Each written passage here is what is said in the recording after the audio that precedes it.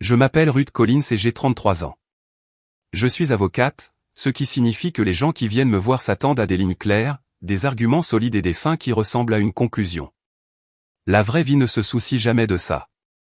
Elle s'effiloche et s'accroche là où on ne regarde pas. Parfois, elle se défait sous des guirlandes lumineuses. Noël chez mon frère est une performance qu'il donne pour le voisinage, des glaçons le long des pignons du porche, une famille de rennes en plastique qui broutent sur la pelouse, le genre de Père Noël gonflable qui allait comme s'il avait du mal à respirer. À l'intérieur, chaque surface est décorée. Des guirlandes enroulées autour de la rampe d'escalier comme des cordes de velours dans une boîte de nuit, des bougies qui sentent le mot vacances ou plus que tout ce que l'on pourrait nommer, une table tellement encombrée d'assiettes, de rubans et de soupes là qu'il faut se battre avec les coudes pour poser un verre. J'ai apporté exactement 3 cadeaux pour ma nièce Madison, un kit de croquis d'une petite boutique d'art du centre-ville, une collection reliée dont elle avait parlé il y a 3 mois quand elle pensait que je n'écoutais pas, et un sweat à capuche signé par le YouTuber dont elle n'arrête jamais de parler. Rien de tout cela n'était bon marché. Rien de tout cela n'était le but. Ruth, ma belle-sœur, Vanessa, m'a embrassé la joue avec précision, rouge à lèvres parfait, sourire parfait. Marc, mon frère, m'a tapoté l'épaule comme un collègue qu'il tolérait. La maison bourdonnait de chants de Noël et de cliquetis, et du doux cliquetis des fourchettes à dessert sur la porcelaine. J'ai posé les cadeaux près de Madison et j'ai pris la place qui semble toujours m'attendre, au coin de la table, à moitié dans l'ombre, spectatrice du spectacle. Madison a pris le plus petit cadeau en premier, déchirant le papier avec la même fin négligente que l'on voit chez les héros de blockbuster désamorçant des bombes. Elle a tenu le sweat à capuche signé par 2 doigts, vérifiant l'étiquette, pas la signature. Elle l'a jeté sur ses genoux comme s'il risquait de la contaminer. Ensuite, elle a pris la collection reliée, celle dont elle avait parlé un après-midi de septembre lorsque nous nous étions croisés après l'école, lorsqu'elle m'avait parlé d'un personnage qui lui rappelait quelqu'un de sa classe. Elle a ouvert la boîte, l'a refermée, a haussé les épaules. Enfin, le kit de croquis. Je l'avais emballé avec soin, le logo de la boutique caché sous le pli pour qu'elle le voie quand elle retirerait le ruban. Elle ne l'a pas cherché. Elle ne m'a pas regardé. Et puis, avec un demi-rire et 0 hésitation, papa dit que tu achètes toujours des trucs bon marché. La pièce a fait cette chose laide et compatissante où les gens choisissent le rire comme une couverture. Il se propage vite. Le sourire de Vanessa s'est aiguisé. Le rire de Marc sonnait comme s'il attendait sa réplique toute la soirée. Et moi, j'ai fait ce que je me suis entraîné à faire depuis l'enfance. Je suis resté très calme. J'ai laissé les mots me traverser comme des pièces dans une fontaine, plic, plic, vœu exaucé. J'ai tenu mon verre de vin en l'air et j'ai regardé les guirlandes de Noël clignoter dans la fenêtre comme si la maison me faisait un clin d'œil. Peut-être que j'ai mal entendu, ai-je pensé. Peut-être que je réagis de manière excessive. Mais personne ne l'a corrigé. Personne ne s'est excusé. Pas même un beau « chéri, ce n'est pas gentil ». Marc s'est penché en arrière, satisfait, roi d'une pièce que j'ai discrètement aidé à payer plus de fois que quiconque ici ne l'admettra. Je ne me souviens pas du dessert. Je ne me souviens pas des baisers de bonne nuit. Je me souviens d'avoir trouvé mon manteau dans une pièce qui sentait la cannelle et le nettoyant pour tapis, et d'être sorti dans un air qui me semblait trop propre, comme si j'avais été sous l'eau et que je ne l'avais pas su avant de faire surface. Mon téléphone a vibré lorsque j'ai atteint ma voiture. Daniel, comment s'est passé le dîner? J'ai regardé l'écran, j'ai tapé bien et je l'ai effacé. J'ai tapé bruyant et je l'ai effacé aussi. Quel mot choisir quand l'humiliation arrive déguisée en blague familiale? Le trajet en voiture jusqu'à chez moi dure 11 minutes. Je l'ai chronométré sous la pluie, dans les embouteillages et une fois après une crise de panique dont je n'ai parlé à personne. Ce soir, les routes étaient du vert noir. Chaque feu rouge a duré une éternité. Dans le rétroviseur, mon visage avait l'air vide d'une manière qui frôlait le soulagement, pas de la colère, quelque chose de plus froid. La clarté a sa propre chaleur. À l'intérieur de mon appartement, j'ai desserré mon écharpe et je me suis tenu dos à la porte, écoutant le silence, pas de musique, pas de rire, pas de performance. Le radiateur a cliqué doucement, un vieux battement de cœur de maison. Mon ordinateur portable était là où je l'avais laissé sur le comptoir de la cuisine, toujours ouvert sur un document intitulé Projet de budget 2025. J'ai toujours gardé des traces. Les schémas comptent au tribunal, et ils comptent encore plus à la maison. Quand les gens vous mentent, ils comptent sur le fait que votre mémoire s'estompe sur les bords. Je ne leur donne pas ça. dans un autre onglet vivait un autre type d'enregistrement, que j'avais mis en place il y a des années par amour, par naïveté ou par quelque chose qui y ressemble sur les photos, une carte de crédit partagée, mon nom en premier, celui de Marc en tant qu'utilisateur autorisé parce qu'il n'avait pas pu être approuvé seul. Il y avait de bonnes raisons alors, celles qui tiennent mieux dans les SMS que les vérités, perte d'emploi, malchance, un autre licenciement, le genre de factures médicales qui peuvent briser une personne. Urgence, nous les appelions. Mais les urgences continuent de se produire quand personne ne répare la fuite. J'entendais la voix de Madison, 12 ans et armée d'un mépris emprunté. Papa dit, tu achètes toujours des trucs bon marché. Le sweat à capuche signé par son créateur préféré était posé sur le siège passager sous mon manteau. Le kit d'art, le coûteux avec le papier de qualité, les estompes et le charbon de bois qui ne se répand pas sur les doigts comme de la craie, avaient été manipulés comme une liste de courses. Le livre était resté non ouvert. Le rire, le rire, le rire. Je n'ai pas pleuré. Je n'ai pas fait les 100 pas. Je n'ai pas fait de discours à une pièce vide ni répété des répliques que je lancerai un jour à travers une table. J'ai ouvert le portail du compte. Pendant que la page d'accueil se chargeait, mon téléphone a vibré à nouveau. Daniel, je suis réveillé si tu veux parler. J'ai fixé l'écran jusqu'à ce qu'il s'éteigne. C'était comme s'avancer au bord de quelque chose et réaliser que le sol de l'autre côté s'alignait parfaitement avec vos pieds. Pas besoin de sauter, juste un pas que vous auriez dû faire il y a des années. Le site affichait Bloober Bank en lettres blanches, le genre de marque qui veut être votre ami. Mes doigts ont bougé d'eux-mêmes, utilisateur, mot de passe, code à 2 facteurs. Le tableau de bord a explosé en chiffres, solde actuel, transactions récentes, prélèvements automatiques à venir. J'ai fait défiler l'historique comme un dossier, les courses, toujours les courses, les vêtements d'enfants, les réparations de voitures, une facture de téléphone portable temporaire devenue permanente il y a 2 étés quand les temps étaient durs, un service de streaming que Marc jurait d'annuler, une provision de fournitures scolaires en août, le chauffe-eau au printemps, le loyer encore, le loyer encore. J'ai cliqué sur les paramètres et j'ai trouvé ce que je savais avoir toujours été là à attendre. Bloquer la carte. Le bouton avait l'air poli, des coins arrondis, un gris d'excuses. Je l'ai survolé et j'ai pensé à chaque seulement cette fois qui s'est calcifié en attente. J'ai pensé à chaque commentaire que Vanessa laissait tomber comme un sucre dans son thé, certains d'entre nous n'ont tout simplement pas ce luxe, pendant que j'acquiesçais et ajoutais des choses à son panier pour leur maison au lieu de la mienne. J'ai pensé à la façon dont j'avais rendu ma propre vie petite pour que leur scène puisse paraître plus grande. Avant de cliquer dessus, la vieille partie de moi, la partie fiable, la partie la famille et de la famille, a murmuré les lignes par lesquelles je vivais autrefois, c'est Noël. Sois magnanime. C'est une enfant. Ne punis pas l'enfant. Mais ce n'était pas une punition. C'était de la physique. Une conséquence n'est pas une cruauté. C'est une réponse à une force appliquée. J'ai cliqué sur bloquer. Une boîte de confirmation est apparue comme si elle me demandait d'être sûr de ma propre dignité. Êtes-vous certain de vouloir bloquer cette carte? J'ai cliqué sur oui. Le système a réfléchi pendant quelques secondes, puis a renvoyé une phrase finale et ordonnée. État de la carte bloquée. Le radiateur a cliqué à nouveau. Dehors, une sirène s'est éloignée et s'est estompée. Dans la fenêtre, mon reflet me regardait. J'ai attendu que la culpabilité tombe et m'ancre au sol de la cuisine. Ce n'est pas arrivé. Ce qui est arrivé à la place, c'est cette même clarté froide, se déposant comme de la neige, rendant tout net et silencieux. J'ai envoyé un texto à Daniel, à la maison, fatigué. Je t'appelle demain. Il a renvoyé un cœur et rien d'autre. Un cadeau que je pouvais réellement tenir. J'ai fermé l'ordinateur portable et j'ai versé de l'eau dans un verre comme si j'apprenais à boire à nouveau. Dans le salon, j'ai éteint la lampe avec l'abat-jour doux et j'ai laissé la lumière de la rue peindre les arbres sur mon plafond. Mon esprit a commencé à empiler des faits comme des pièces à conviction, 6 000 $ rien que cette année, le loyer 3 fois, la colonie de vacances artistiques, les courses, les anniversaires, les factures, une nièce qui a appris que le rire était plus sûr que la gratitude. Les gens vous disent de fixer des limites comme si c'était un artisanat que vous apprenez un samedi avec un coupon, pliez 1 fois, collez 2 fois, faites un nœud.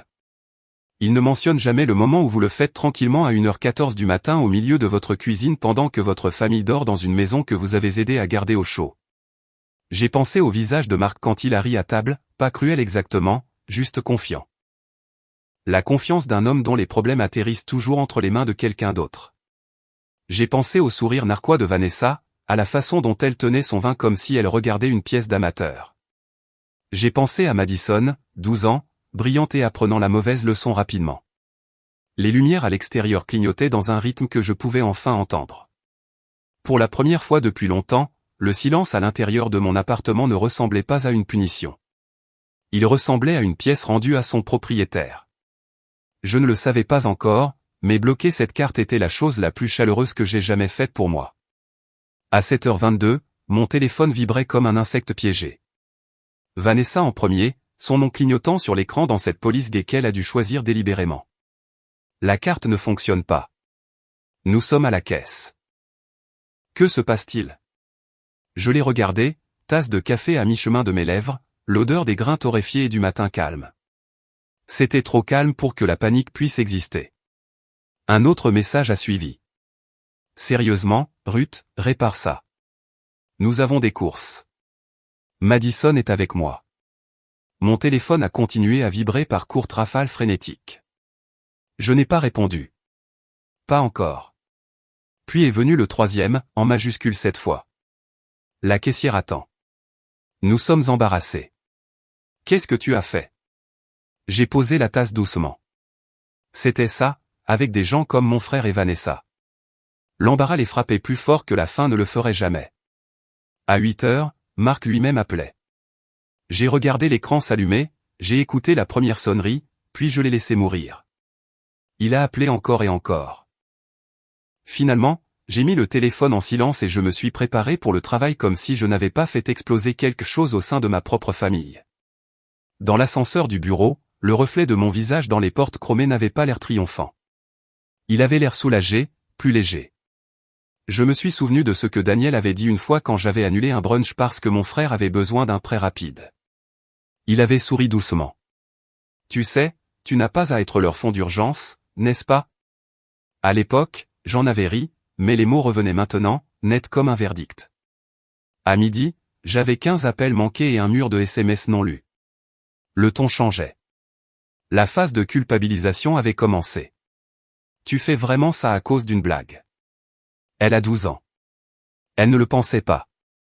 Tu es dramatique, Ruth. Tu es riche de toute façon. Quel est le problème? J'ai fait défiler tout ça comme des pièces à conviction et j'ai posé le téléphone face cachée. Ce soir-là, une frappe, pas le genre de frappe rapide et polie, celle rythmée et forte qui dit que la personne à l'extérieur se sent déjà redevable de quelque chose. Quand j'ai ouvert la porte, Marc était là, les yeux injectés de sang, les cheveux en bataille, portant toujours son pull de Noël, comme s'il n'avait pas changé depuis la fête. Et, a-t-il dit, comme si c'était normal, comme si le fait de se présenter sans invitation après un barrage de messages était juste une visite fraternelle. Et, ai-je répondu, gardant la chaîne sur la porte un battement de plus que nécessaire. Puis je l'ai ouverte complètement et je me suis écarté. Il est entré comme si c'était encore son espace, à regarder autour de l'appartement comme s'il allait peut-être repérer l'argent traîné dans un coin quelque part. Tu as un bel endroit, a-t-il murmuré, faisant semblant que la conversation existait. Je suppose que le métier d'avocat paie bien. Il paie bien quand on ne dépense pas tout pour régler les problèmes des autres, ai-je dit d'une voix égale. Ça frappe fort, a-t-il tressailli, mais a couvert ça avec un demi-sourire. Écoute, à propos de la carte. C'était ta bouée de sauvetage, ai-je proposé. Il a froncé les sourcils. Ce n'est pas comme ça. On venait de faire une grosse course. Eh bien, je pensais que tu m'aurais peut-être prévenu avant de faire quelque chose comme ça. On est une famille, Ruth. La famille s'entraide. Il l'a dit comme si c'était une écriture sainte, comme si les mots eux-mêmes le rendaient juste. J'ai posé ma tasse et je me suis appuyé sur le comptoir. Marc, au cours des 5 dernières années, qu'est-ce que tu as fait pour moi? Sa bouche s'est ouverte, puis s'est refermée. Ce n'est pas juste, a-t-il dit finalement. Tu ne demandes jamais d'aide. Non, ai-je dit. J'ai arrêté de demander parce que la réponse était toujours non. Il a cligné des yeux, offensé. On a toujours été là émotionnellement. Émotionnellement? J'ai ri. Tu t'es moqué de ma rupture. Tu as manqué mon dîner de promotion. Tu n'es même pas venu me rendre visite quand j'étais à l'hôpital pendant 2 jours avec cette grippe. Mais bien sûr, émotionnellement présent.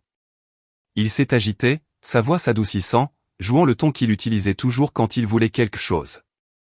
Ruth, il ne s'agit pas de tenir les comptes. Il s'agit d'amour, de se présenter. C'est fort de café, ai-je dit doucement, parce que la seule chose pour laquelle tu t'es systématiquement présenté, c'est mon compte bancaire. Il a froncé les sourcils plus profondément, faisant un pas de plus. Tu punis Madison. Elle ne pensait pas ce qu'elle a dit.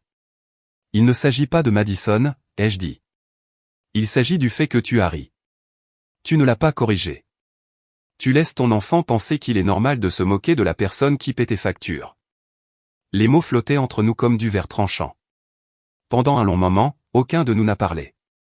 Puis il a essayé l'inversion classique, son coup préféré. Tu agis comme si tu étais meilleur que nous maintenant. Comme si l'argent te rendait moralement supérieur. Je ne pense pas que je sois meilleur, ai-je dit. Je pense juste que j'en ai fini. Il a cligné des yeux, déstabilisé. Fini de quoi? D'être votre plan de secours. Son expression s'est durcie. Tu ne peux pas simplement nous couper les vivres. Et le voyage scolaire de Madison? Son anniversaire le mois prochain? La voiture de Vanessa. Pas ma responsabilité. Tu dis vraiment ça à ta propre nièce? Je te le dis à toi. Sa mâchoire s'est serrée. Tu vas le regretter. Maman et papa vont t'entendre parler de la façon dont tu traites ta famille. Voilà.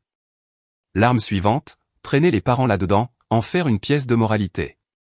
Je suis sûr qu'ils l'entendront, ai-je dit, en me dirigeant vers la porte. Mais tu devrais peut-être réfléchir à l'histoire que tu vas raconter parce que la mienne est accompagnée de reçus. Il n'a pas bougé au début. Puis, en silence, il m'a dépassé, murmurant incroyable dans son souffle. Il a tiré la porte, mais s'est arrêté à mi-chemin, se retournant avec le genre de sourire qui n'était pas de l'amusement. C'était un avertissement. Tu as toujours besoin d'être l'héroïne, hein? La bonne. Eh bien, bonne chance pour garder cette image quand tout le monde saura ce que tu as fait. Et sur ce, la porte a claqué si fort que le cadre a tremblé.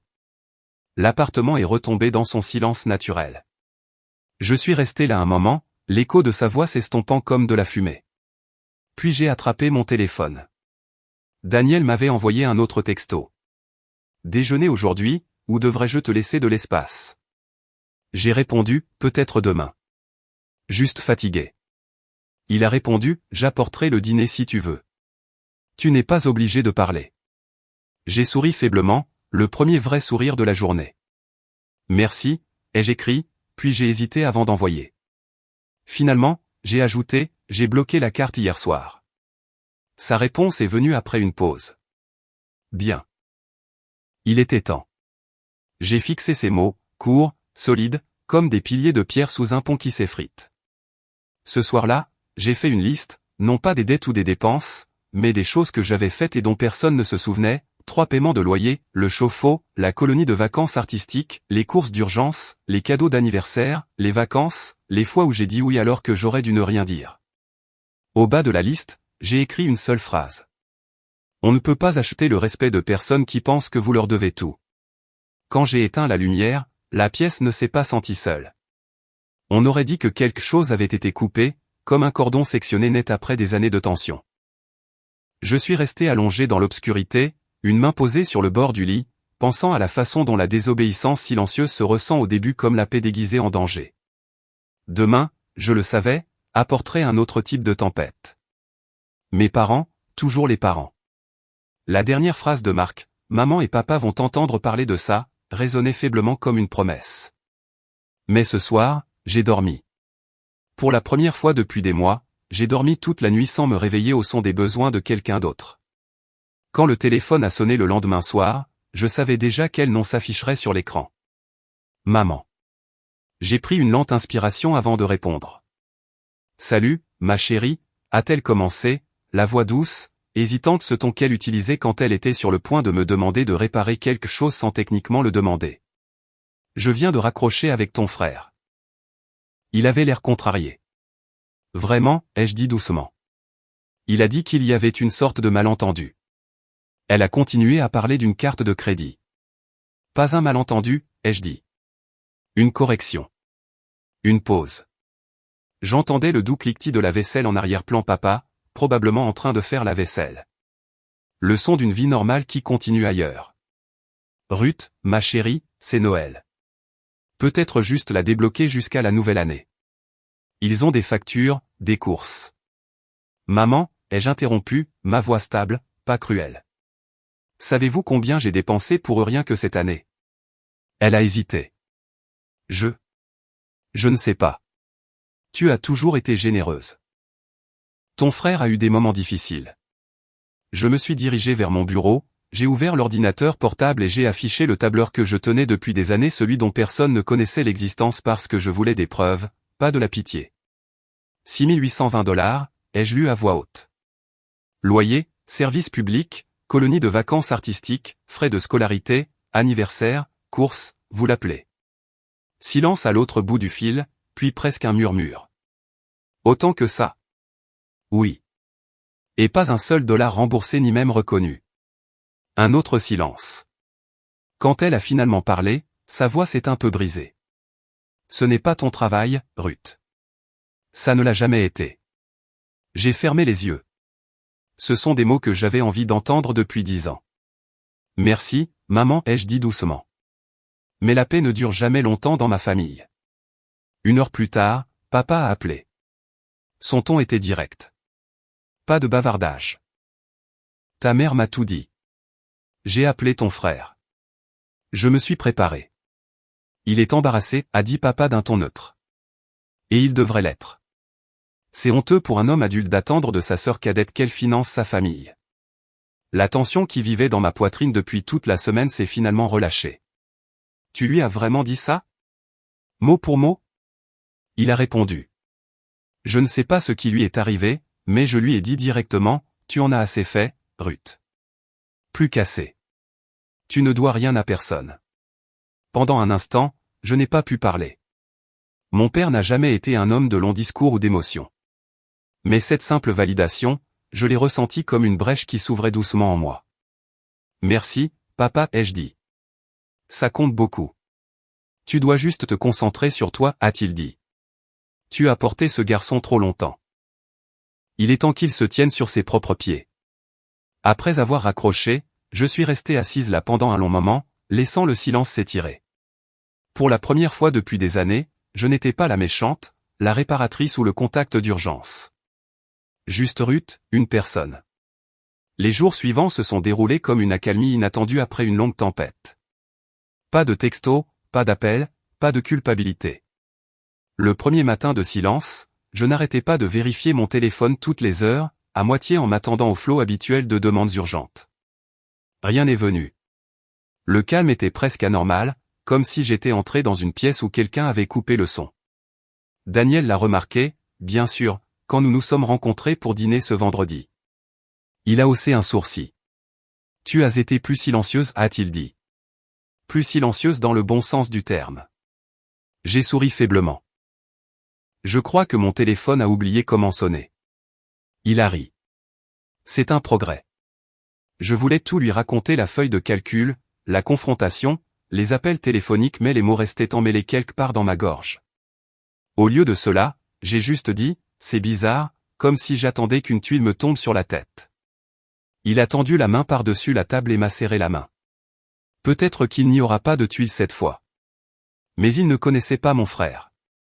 Au 3e jour, le calme a commencé à bourdonner. Ce n'était pas la paix. C'était le genre de silence qui précède une tempête. L'air était trop calme, trop lourd. Je connaissais ce rythme. Le schéma de Marc était prévisible, panique, blâme, déni, manipulation, répétition. Le silence pour lui n'était pas une reddition. C'était une machination. Bien sûr, le 4e jour, ça a recommencé, indirectement par l'intermédiaire de ma mère. Elle a appelé tôt le matin, sa voix tremblant juste légèrement. Je viens de raccrocher avec Marc, a-t-elle dit prudemment. Il dit qu'ils sont en retard sur les factures.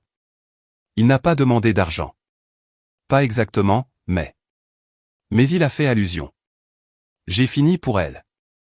Oui, a-t-elle admis. Il a dit que peut-être si nous ne pouvons pas aider, peut-être que tu pourrais. Je ne l'ai même pas laissé finir. Maman, si tu lui donnes de l'argent, c'est de ta poche, pas de la mienne. Je suis hors de cette boucle. Elle a soupiré. Je sais, ma chérie. Je lui ai dit la même chose. Ton père et moi ne lui donnerons pas un centime cette fois. Ça m'a glacé. Ma mère n'avait jamais dit ça auparavant. Tu es sérieuse? Je le suis, a-t-elle dit doucement. Ton père était furieux après lui avoir parlé. Il le voit enfin, Ruth.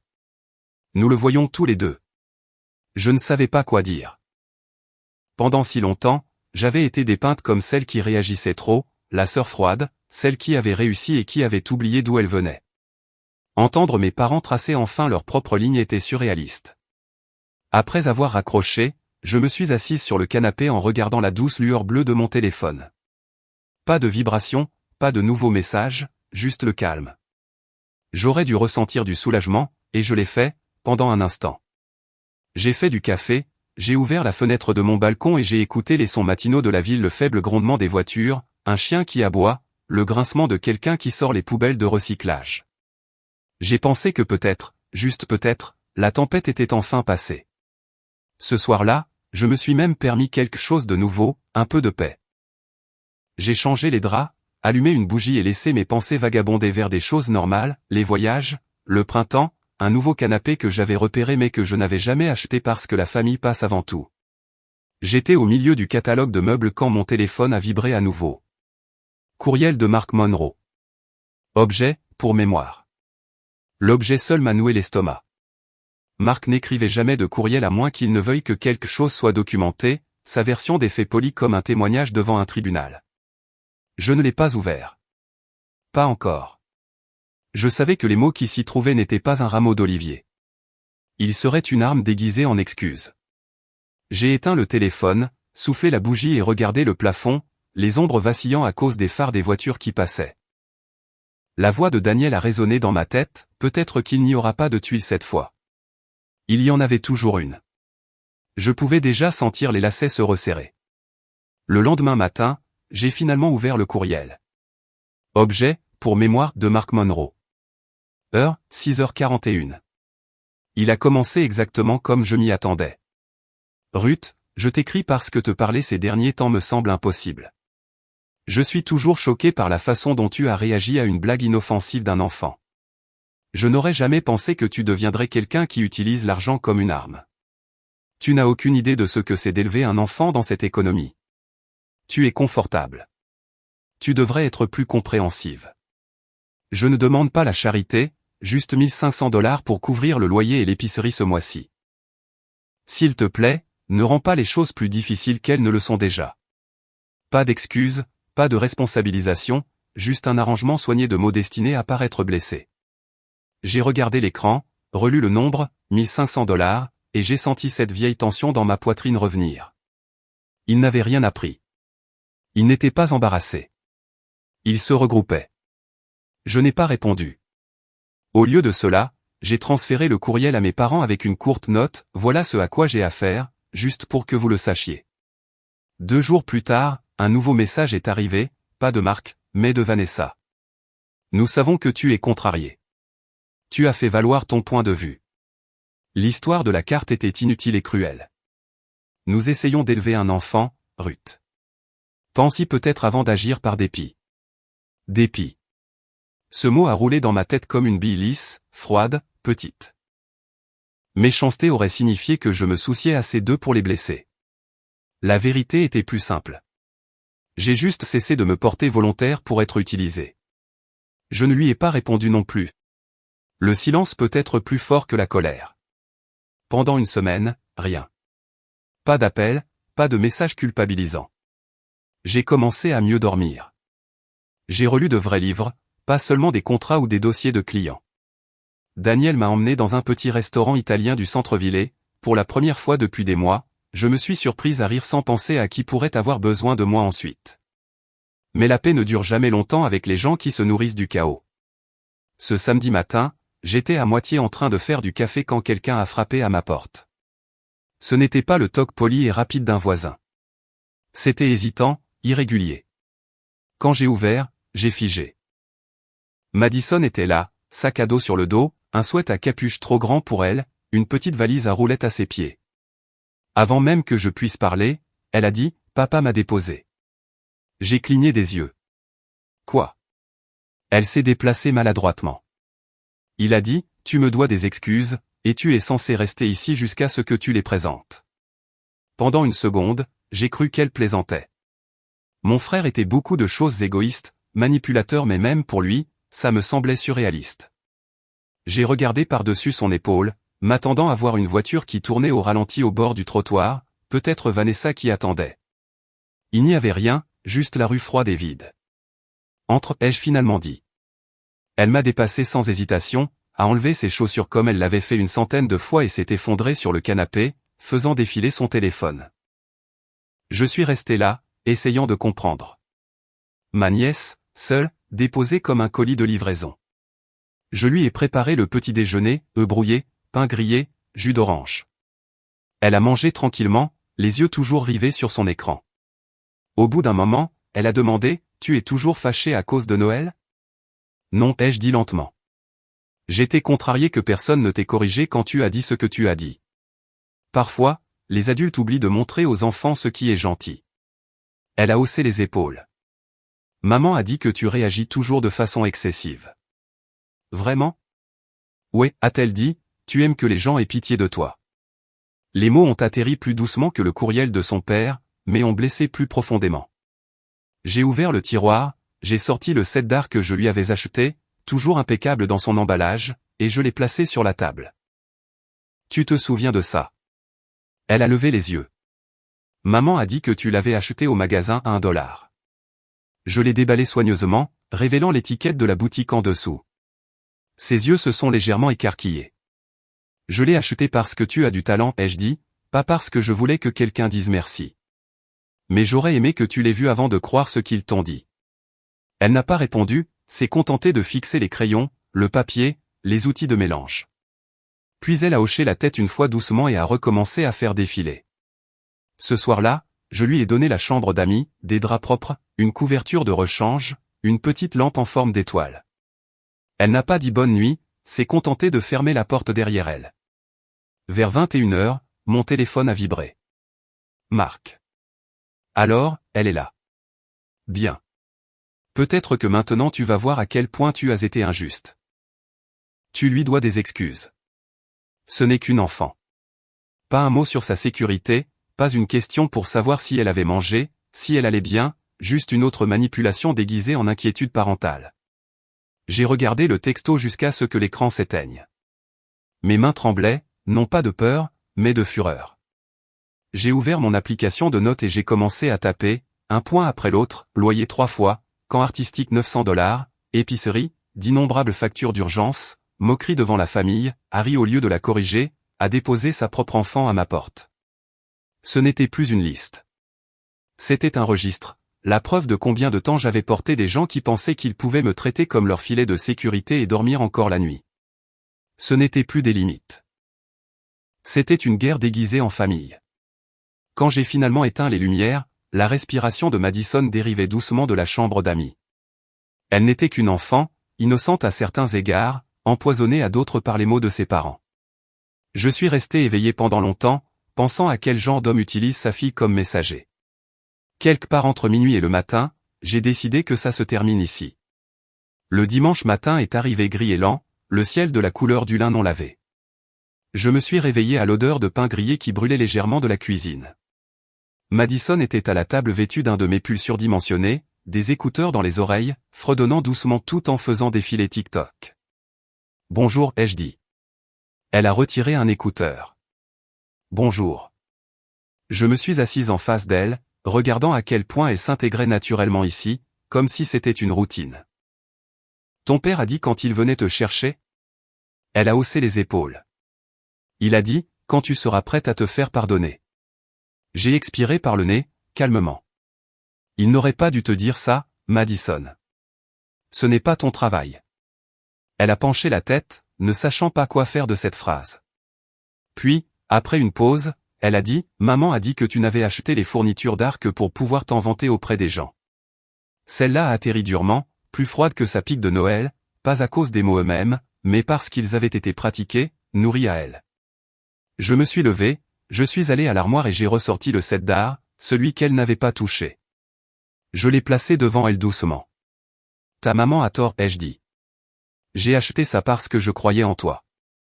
Parce que j'ai vu à quel point tu étais heureuse de dessiner ce jour-là au parc. Personne ne regardait, et tu avais l'air libre. Elle a cligné des yeux. Le genre de clignement que tu fais quand quelqu'un dit quelque chose que tu ne sais pas comment réfuter. Après le petit déjeuner, elle est retournée dans sa chambre. Je me suis assise avec mon ordinateur portable essayant de me distraire avec le travail, mais une notification par courriel est apparue qui m'a glacé. Objet, préoccupation concernant le statut de tutrice de Madison R. Monroe ou du conseiller scolaire, Cedar Hill Middle School. Mon estomac s'est serré. Chère mademoiselle Collins, nous avons reçu des informations suggérant que vous pourriez être responsable de la prise en charge à l'école et des documents de Madison Monroe à l'avenir. Avant de mettre à jour nos dossiers, nous aimerions confirmer votre statut de tutrice et tout document pertinent. Veuillez répondre dès que possible. Mon cœur a commencé à battre fort. Ils avaient commencé à semer des graines subtilement, tranquillement, comme ils le faisaient toujours, essayant de faire croire que j'assumais des responsabilités de sorte que, lorsque je dirais inévitablement non, cela ressemblerait à mon échec. J'ai cliqué sur répondre. Pas de tutelle, pas de responsabilité légale. Madison est en visite temporaire. Toute suggestion contraire est fausse. En moins de 10 minutes, mon téléphone a sonné. La voix du conseiller scolaire était polie, pleine d'excuses. Je suis vraiment désolé, mademoiselle Collins. Nous avions juste besoin d'une clarification. La mère de Madison a laissé entendre qu'il pourrait y avoir des changements à venir, mais elle n'a pas été précise. J'ai forcé mon ton à rester calme. Il n'y a pas de changement. Ses parents ont la garde complète. Je n'avais aucune idée qu'elle vous avait même contacté. Compris, mademoiselle Collins, a dit le conseiller doucement.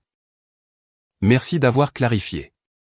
Quand l'appel s'est terminé, mes mains tremblaient encore, non pas de peur, mais d'incrédulité. Ils escaladaient, transformant les limites en récits. J'ai appelé Marc immédiatement. Il a répondu à la deuxième sonnerie, sa voix dégoulinant d'irritation. Quoi encore? Que as-tu dit à l'école de Madison, ai-je demandé, froide et directe. Je ne sais pas de quoi tu parles, a-t-il dit. Vanessa a peut-être mentionné que tu aides parfois. Ne sois pas paranoïaque. Paranoïaque, ai-je répété. Ils m'ont envoyé un courriel pour me demander des informations sur la tutelle. Ça n'arrive pas par accident. Il a soupiré comme si j'étais celle qui était épuisante. Tu réagis encore de façon excessive. Peut-être devrais-tu te détendre. Il est évident que tu te soucies d'elle. Tu as pratiquement été sa deuxième maman de toute façon. L'audace de ça m'a laissé momentanément sans voix. Je ne suis pas sa deuxième maman. Je suis sa tante. Et ce que tu fais l'utiliser, manipuler les gens c'est fini, Marc. Il s'est moqué. Tu ne peux pas simplement abandonner ta famille. J'ai laissé le silence s'étirer, puis j'ai dit très clairement, regarde-moi. Puis j'ai raccroché. Pendant quelques secondes, je suis resté là dans ma cuisine, le ronronnement du réfrigérateur fort dans le silence. Et puis, finalement, la prise de conscience est arrivée, pas de tristesse, pas de culpabilité, mais de la libération. Ce soir-là, quand Madison est sortie pour le dîner, je lui ai dit doucement, tu rentres à la maison demain. J'ai déjà appelé tes parents. Elle a baissé les yeux sur son assiette, jouant avec sa fourchette. Tu es fâché contre moi. Non, ma chérie. Je suis fâché contre la façon dont les adultes oublient parfois d'être de bons exemples. Elle n'a pas répondu, mais je pouvais voir quelque chose s'adoucir en elle. Ce soir-là, elle a glissé un petit papier plié sous ma porte avant de se coucher. Un dessin. Nous deux assises sur mon canapé, son carnet de croquis ouvert, une tasse de café à côté de moi. En bas, dans son écriture soignée, je sais que le kit de croquis n'était pas du magasin à $1. Désolé d'avoir dit ça. Le lendemain matin, je l'ai ramené à la maison. Pas de confrontation, pas de drame. Je l'ai juste déposé au bord du trottoir où Marc attendait, les bras croisés. Vanessa est restée sur le porche, faisant semblant de vérifier son téléphone. Madison m'a serré dans ses bras avant de sortir. Merci pour le petit déjeuner, a-t-elle murmuré. N'importe quand, ai-je dit, et Madison, ne crois pas tout ce que les adultes disent quand ils sont en colère. Elle a hoché la tête, les yeux brillants, et s'est éloignée. Quand je suis rentré à la maison, je suis resté assise dans ma voiture pendant un long moment avant d'entrer. Mes mains étaient stables maintenant, ma respiration calme. La guerre était finie, pas parce que j'avais gagné, mais parce que j'avais cessé de me présenter pour me battre. Les semaines ont passé. Silence. Du vrai silence cette fois, pas le genre fragile et attentiste. Pas de messages culpabilisants, pas d'urgence, pas de faveurs urgentes déguisées en devoir familial. J'ai réparé ma machine à laver, repeint mon salon, acheté le manteau d'hiver que je m'étais refusé 3 Noëls de suite. J'ai même réservé un voyage de printemps en Italie, un endroit dont je rêvais mais que j'avais toujours reporté parce que quelqu'un avait besoin d'aide. Un soir, Daniel est venu, a vu le courriel de confirmation ouvert sur mon ordinateur portable et a souri. « Tu l'as vraiment fait ?» « Oui, ai-je dit, en souriant en retour. Billet non remboursable et tout. » Il a levé son verre. « À enfin vivre ta vie. » J'ai levé le mien aussi. À enfin arrêter de m'excuser d'en avoir une. Plus tard, allongé dans mon lit, j'ai pensé à tout ce qui s'était passé, le rire à cette table, l'insulte, le silence, la manipulation, comment une seule phrase cruelle d'un enfant avait ouvert des années de déséquilibre. Les gens disent toujours que la famille, c'est pour toujours. Peut-être que c'est vrai, mais les limites le sont aussi. Et elles sont la seule raison pour laquelle l'amour peut survivre sans te briser. J'ai pris mon téléphone et j'ai fait défiler mes contacts. Pour une fois, il n'y avait pas d'anxiété liée à la vue de leur nom, juste une tranquille reconnaissance. Avant d'éteindre la lumière, je me suis murmuré, il a fallu qu'on me dise Radine pour réaliser ma valeur. Je n'étais pas leur portefeuille. J'étais juste la seule à ne jamais être partie. Et maintenant, je l'avais enfin fait.